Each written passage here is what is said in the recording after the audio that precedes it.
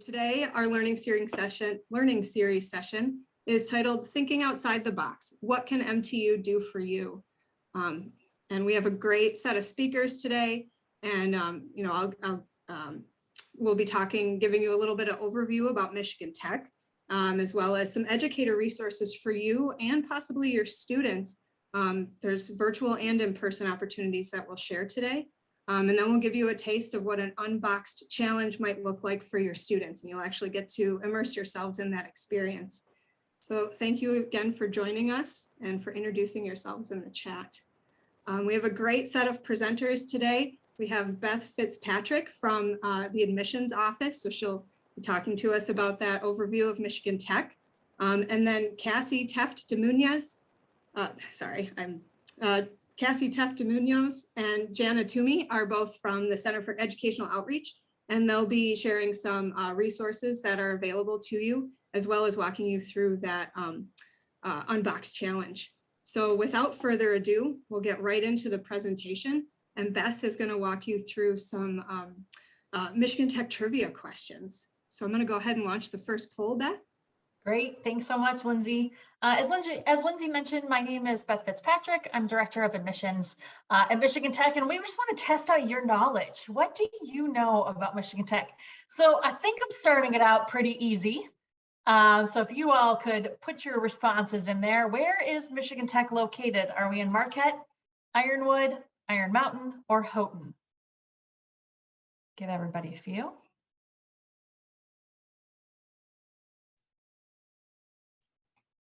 Perfect. I think that's probably most, maybe one more on there. Most everybody. Ooh, wasn't as easy of a question as we thought it would be. So 75% of you guessed correctly. We are located in Houghton, Michigan. So we are in the far northern stretches of the Upper Peninsula of Michigan. We are about 2 hours from Marquette.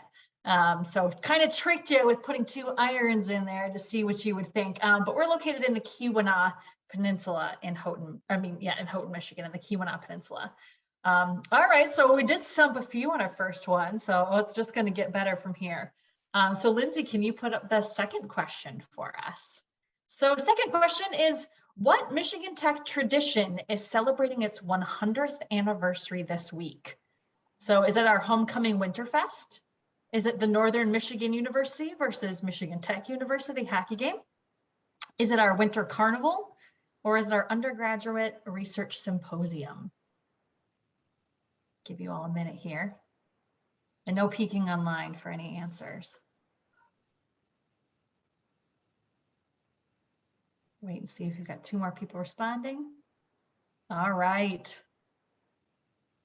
So great guesses on that one. The answer is actually our winter carnival. So for those of you that don't know, Michigan Tech is actually one of the snowiest college campuses in the United States. We usually rival a school in Alaska, a bit back and forth between #1 and #2, snowiest college campus. We get about 218 average inches of snow. Before yesterday's snowfall, we were already at 199 for the season. Did my snow stats for y'all. And Winter Carnival is a big celebration of that. We love our snow here. Maybe in April we might change our minds, but we really celebrate that we are a snowy college campus. That's part of kind of who we are here. And a great way to celebrate that is with our Winter Carnival. And that's ginormous snow statues. Some of these take about 1,000 student hours to build. Really whole fun kickoff week. So actually tomorrow night kicks off our all-nighter festival, and it goes through the whole weekend. So students have the next couple of days off. If you haven't seen it, yes, Shannon, super impressive. Go online. I encourage you to check it out. We also have webcams, so you can actually see things as they're happening. But it's the 100th celebration, so really exciting for us. All right, Lindsay. We're starting to stump them a little bit. Question number 3, please. So question number 3, what is the most popular sport at Michigan Tech? And by most popular, I mean the sport that the most students participate in. And this can be D1, D2, intramural, anything like that. So your choices are hockey, broomball, basketball, or ultimate frisbee.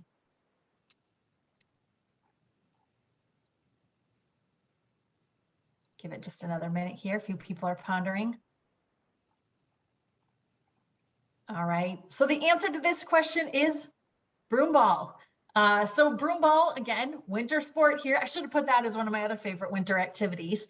So broomball is the most popular sport here at Michigan Tech, meaning that the largest percentage of students actually participate in this sport. Well, hockey is very popular to watch. Not everybody plays hockey here. But broomball, for those that don't know, very much a Michigan Tech tradition. You literally take a broom, you wrap it with duct tape or whatever tape you have as your stick.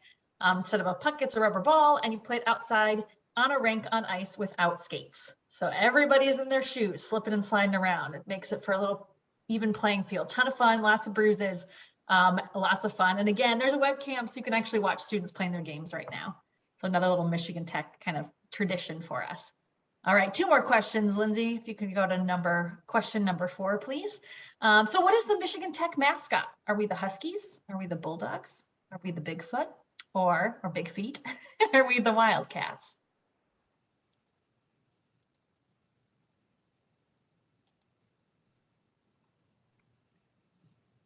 All right, all answers are in. It would be fun to be a Bigfoot, but we are not. We are the Huskies. And proud Huskies, one thing about Michigan Tech is because we are so far north and students are far away from home, we really say that once you're kind of in there, you're part of our pack. And we make sure that our Husky pack watches out for each other, but we are the Michigan Tech Huskies. And last question, please, Lindsay. All right. Michigan Tech hosts one of the largest blank in the country. Do we host one of the largest STEM teachers conferences? One of the largest outdoor ice skating rinks? One of the largest robotics competitions? Or one of the largest career fairs? That might be a trickier one. Yeah, some of our tech folks might not even know this answer for sure. Oh, perfect. And Brad posted the broomball webcams. Thanks, Brad. Yeah, it's probably a little quieter out there right now. All right, so all the answers are in for that. We did stump you with this one. Michigan Tech actually hosts one of the largest career fairs in the United States for the number of students that we have on our campus. And for those that have been to our campus before, or at least now you all know it's located in Houghton, Michigan, far north. We're not like a campus that's on the way to something else. So it's not like employers just stop on over when they're heading to somewhere else. They intentionally make the trip here. And I can say that because prior to being director of admissions, I was director of career services. And so this was something that was near and dear to my heart. But we bring about 415 companies every year to campus, which is incredibly impressive. And a large percentage of our students participate. That's because of the value that the recruiters see in the education that our students receive. So something we're really proud of. Well, thank you so much for participating in our polls. You learned a little bit about Michigan Tech, but I would love to just give you a little bit more of a general overview before I hand it off to some of my colleagues here. So a little bit about Michigan Tech. We're a mid-sized institution. So we have 7,006 students exactly on campus. That was of our fall poll that we took, our student census, and that makes us mid-size. So what we say is it's small enough that you're going to meet students very easily. Walking from one end of campus to the other is about 15 minutes, even in the snow. But it's also large enough that that students would meet students coming from all over the United States, and as well as our international student population.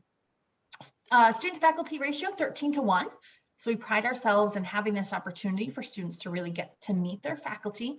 A big part of that is their hands-on research that they get to do side by side with faculty on campus.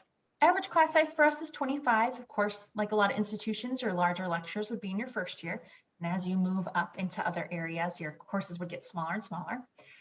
We do have 125 different programs and areas for students to major in. So while we're known for engineering, we are, a lot of students find us because of our amazing engineering programs, but we have 125 different majors. And those are in social sciences and humanities, business, computing, other areas of STEM, our forest resources. So we really have health sciences, lots of other programs for students in addition to our well-known engineering programs. Again, mentioned our career statistics. We have a 93% placement rate.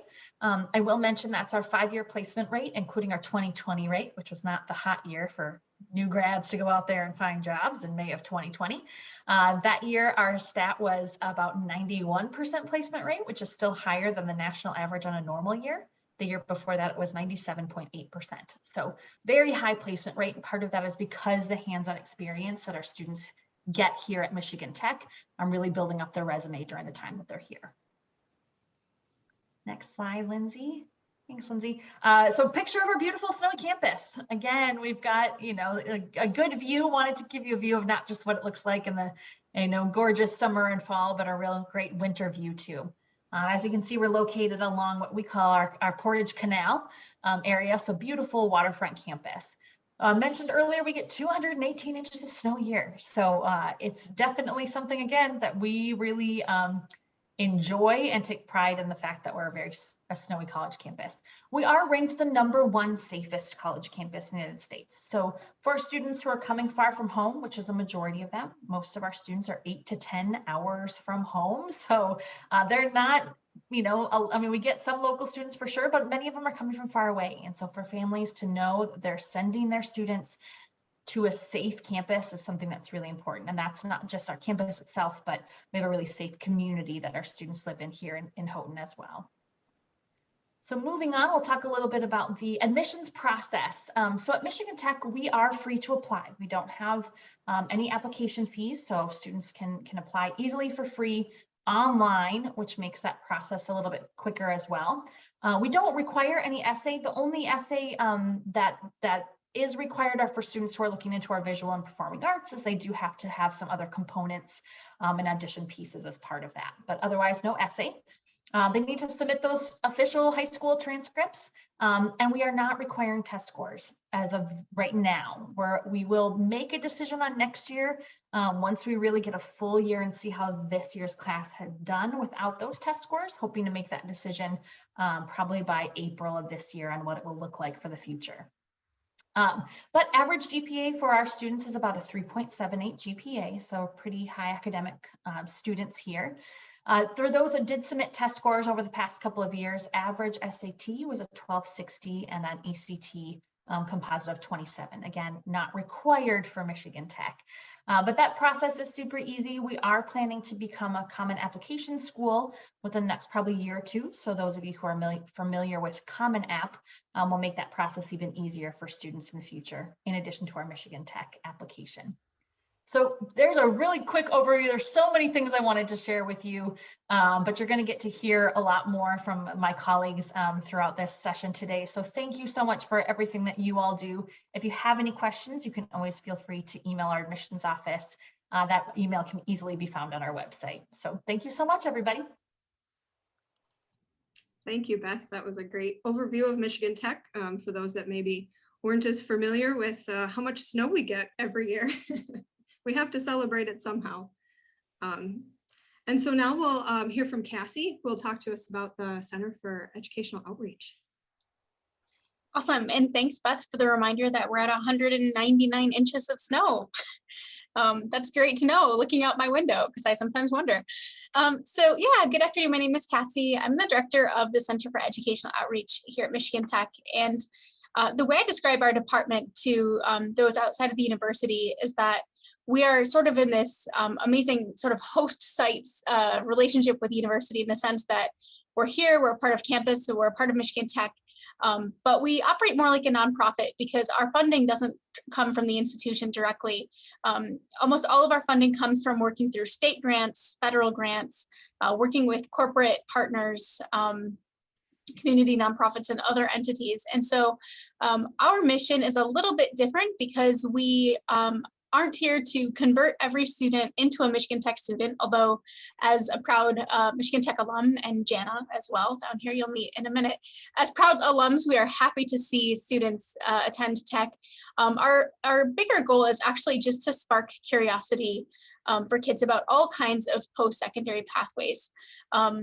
The community that we reside in here in Houghton, as you may imagine, we have a pretty high population of underserved students, a lot of students living below the poverty line. A lot of times basic resources are lacking. So I think even at one point during the pandemic, 40% of our local students didn't have internet access. And something unique to our region especially outside of the city where the university is located.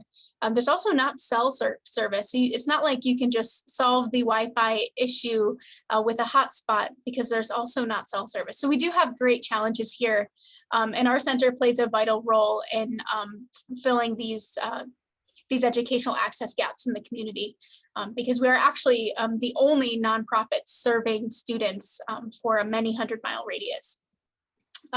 So the Center for Education Outreach, we have a variety of programs, and we can go to the next slide here, just to talk about 3 of them quickly. Our summer youth programs you may be familiar with. These are for middle and high school students. They are residential and commuter, so we actually do have chaperoned charter buses that we send down throughout the state of Michigan to pick up our participants and bring them to campus. But they're usually about 1 week long. This summer, we have over 72 programs running, and actually a significant amount of our students, about 40% of our students, actually do attend on scholarships. So some of our programs are full scholarship, and then some are partial scholarship. And I would say that there are more scholarship opportunities at the high school level than the middle school level, but that is something that we're working to expand.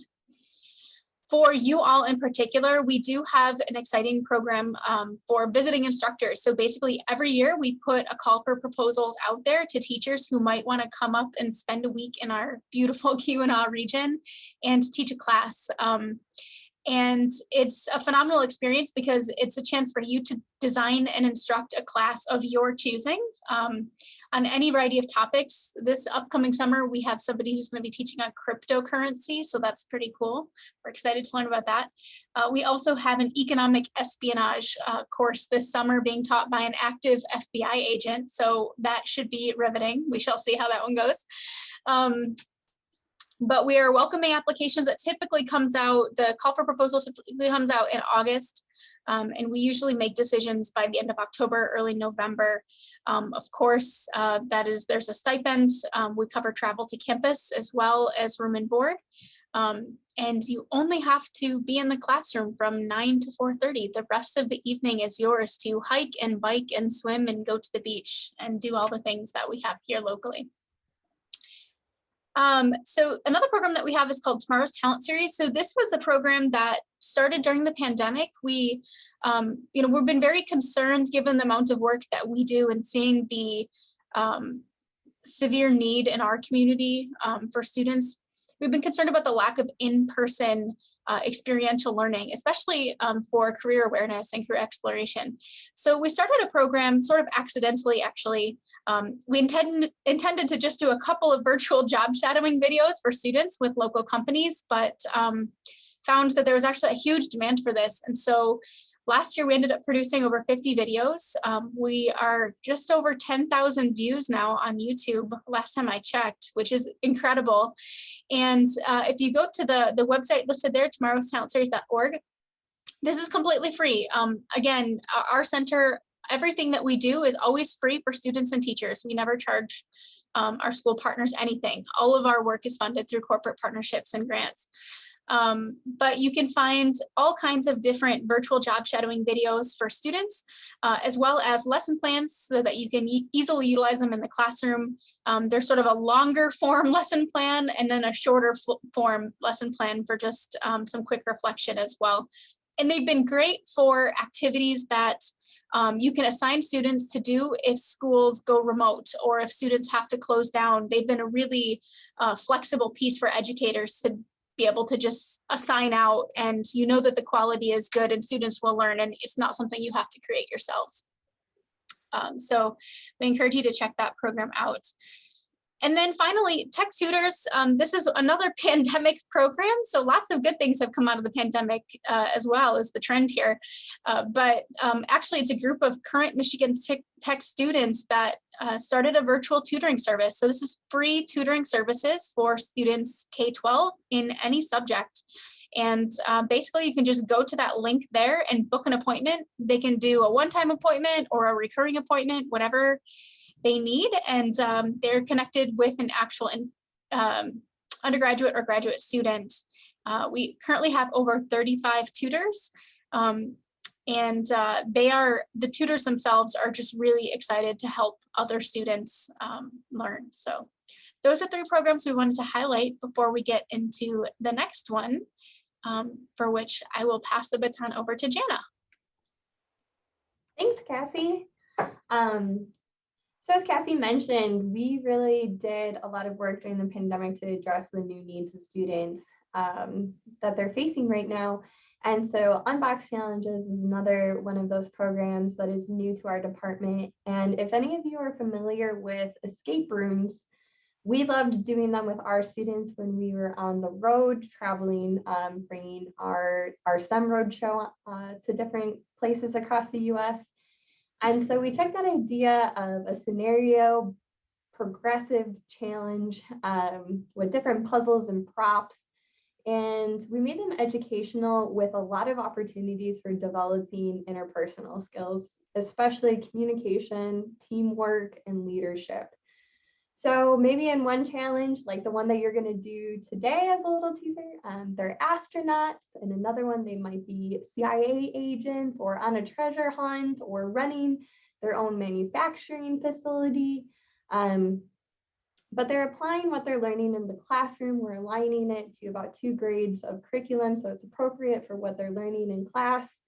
And then they have that opportunity to really demonstrate and get an understanding for the importance of interpersonal skills and the ability to work on a team, no matter what career field that they want to go into in the future. So we have both in-person and virtual themes like the one that we'll be doing today. And the great part about Unboxed is it's very scalable. So each kit comes, in a storage box or a toolbox or a briefcase, whatever fits the theme. And we're able to spread those, if it's one classroom or a gym filled with tables, we're able to work with students and scale those events for what is accessible for a school to work with us for at that time. So that brings us to what I'm very excited for today, and you all will actually be able to try our Unboxed Galaxy Challenge. So could you give me one more slide, Advance? So as we mentioned, if you're interested in any of our other themes, please see our Unboxed website. We're really excited about how these have gone over with students. We can't believe how challenging they actually ask for them to be. They get very competitive. They have a ton of fun with their friends. I'm hoping that you guys have a really great experience as well. So what we're actually going to do now is we're going to split up into 3 different breakout rooms. And we're going to do Unboxed Galaxy, which was designed for 7th and 8th grade students as kind of a general STEM activity. You'll have 30 minutes for the activity, but I know you guys are going to just blaze right through it. So with that, we'll give you some more instruction.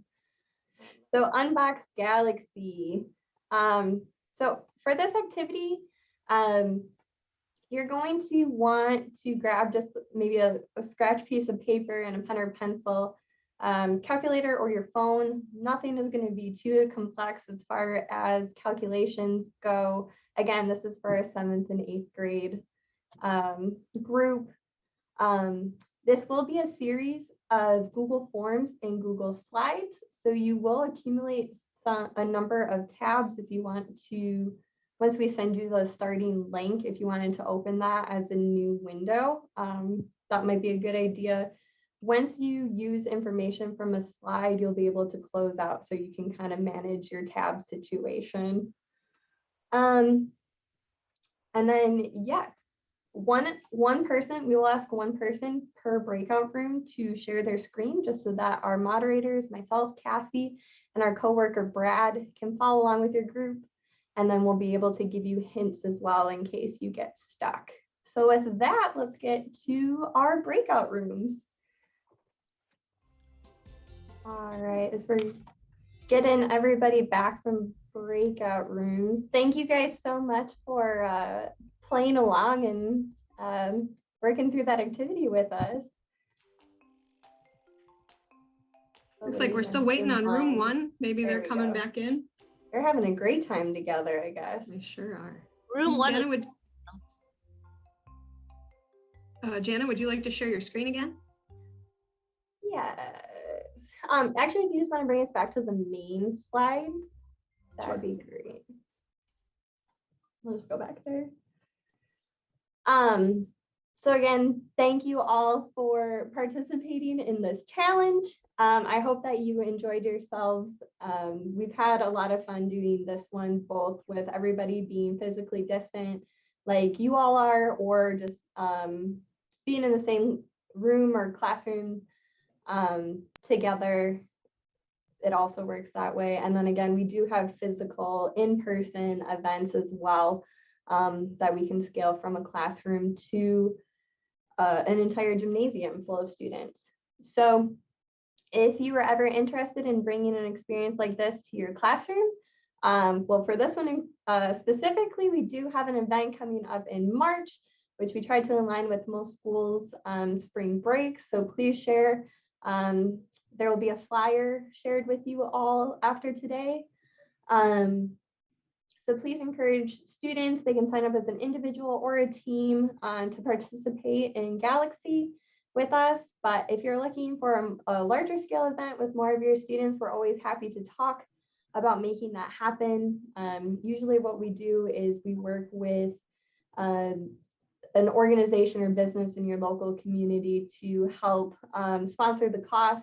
And then Michigan Tech will actually come down and we'll facilitate the entire event with current Michigan Tech students and take care of all the logistics for you.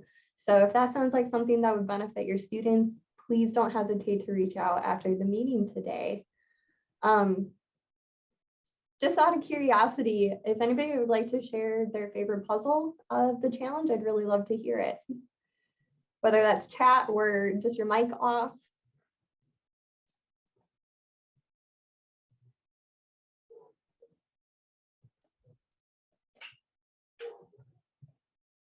Oh, I love the lingering silence.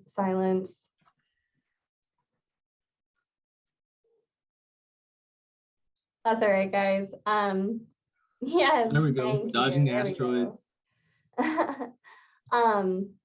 So with these Unboxed Challenges, we really want to emphasize one, application of STEM, what they're learning in the classroom, but two, those interpersonal skills again of communication, teamwork, leadership, negotiation, creativity and problem solving and time management, and so many applicable lessons that students are losing themselves and not even like really thinking about all the different things that they're learning at the time. So after we would do an activity, we'd bring them all back together. There's a self-reflection piece and some takeaways for them to help further develop those interpersonal skills.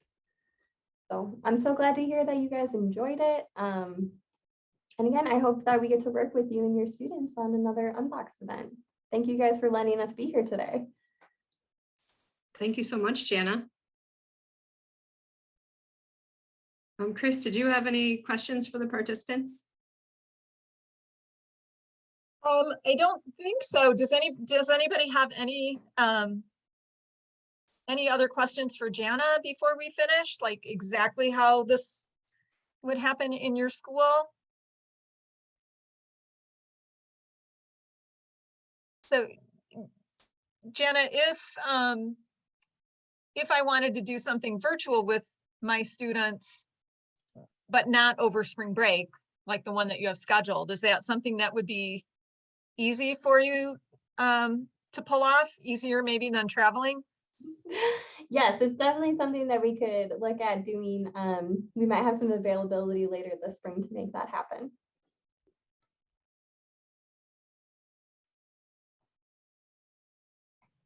Okay, great. Thank you. Any other questions for Jana or Cassie? It looks like we have one in the chat. Does the host school have to find a partner sponsor or do you help facilitate that? So we try to really assist with that aspect, that fundraising sponsorship aspect. Of course, if you guys have close contacts that your school has worked with in the past, we always appreciate, maybe making some introductions for us and allowing us to then carry on those conversations. So If there isn't a current, industry sponsor that you normally work with, we'll of course look into if we have any existing contacts in the area that might be a good fit to reach out to. So we really try to put as little work on the schools as possible. We know how busy you guys are. We want to make this as easy to implement into your schools as possible for you. And what is the amount? So that's going to be variable, and we can talk about that depending on a specific school's vision. And so it will kind of depend geographic location and number of students that you'd like to impact. Oh, yeah, that would make sense. Okay. Wanda's asking, is there a flyer that highlights skills addressed in the challenges? We don't have a specific flyer, but I do encourage you, I will write the URL to our website in the chat here. Please feel free to share that link, and we try to put a lot of information on there about the value that we're seeing in this program. All of our other themes are also on that site as well, in case you're curious. And that website is also on your agenda. So if you're later on going, oh gosh, what was that? The links are available there for you as well. So if we don't have any other questions for our presenters today, just a couple quick wrap-ups for you. Just a reminder of some virtual MyStar opportunities that are coming up in the near future. We've got a couple more MyStar Learning Series sessions and some assessment series sessions coming up if you want to hear in detail how we design our three-dimensional assessments. I encourage you to check out details about those and sign up if you're interested. And a reminder for MyStar teachers, we did share that compiled pandemic teaching resources document. It's linked at the very top of your MyStar dashboard. And it's got, some different things in there. We'll also be going into more detail in the March Learning Series session on some new resources we're rolling out, like subplans and some other off-the-shelf lessons that are coming out soon. So we hope to see you again soon. So thank you again for your time today. We hope you had fun, and thank you so much to our presenters for being here to share. If you could please sign out and share a takeaway in the chat, type your name to sign out, and then one thing you liked from our session today. And if you would be so kind to share some feedback with us, the form is linked in the agenda, but I can throw it in the chat as well, and let us know what we can do to improve these. If there's topics that you have burning in your mind that you'd love to see, please share those with us. And we can stay on for any other questions that anyone has. But thank you so much. We hope you have a great evening. Thanks, everyone. I know you're busy and it's a crazy year, and we so appreciate you being here.